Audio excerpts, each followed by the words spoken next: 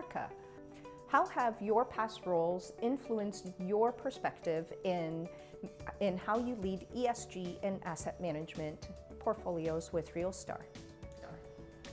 I would say that one of the big things that I always kind of keep in the back of my mind, no matter what it is, whether it's ESG or asset management, is that always need to be prepared to adapt.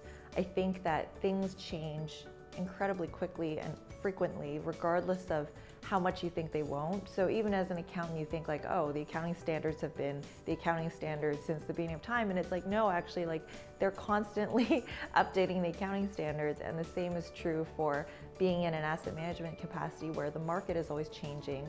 What, residents want in a rental will change. What the market will look like, interest rates change. Like there's always so many things changing.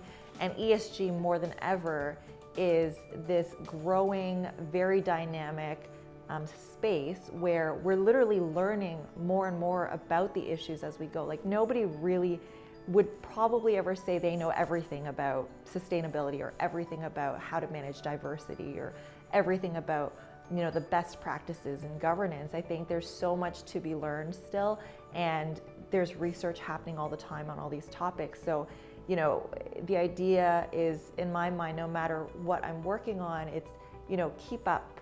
Always keep up with what's happening and be prepared to pivot. Don't feel like you can't change course or you can't come up with alternatives, or that once you lock into one approach, like that's the be all end all. Because regardless of which side of the business I'm working on, there's always a lot happening. And I think our job in management positions is to make the best decisions we can with the information we have, but also be knowledgeable about what the possibilities are and how those different possibilities will affect our decisions, depending on whether they happen or not or how they happen, and understanding the timelines that we're working on.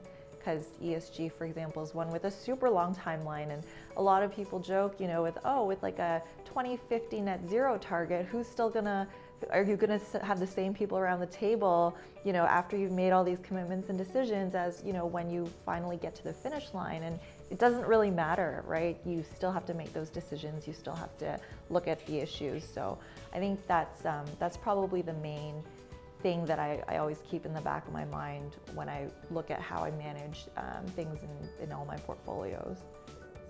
Mm-hmm.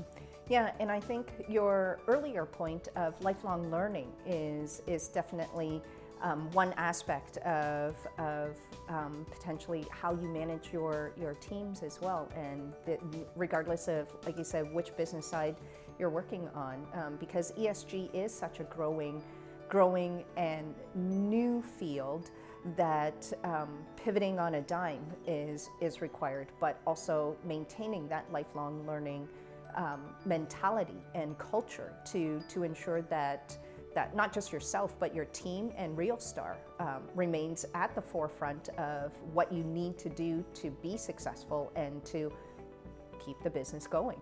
Yeah, no, definitely. And the funny thing is, even though we say ESG is so new, there are a lot of companies that have been doing ESG for over a decade.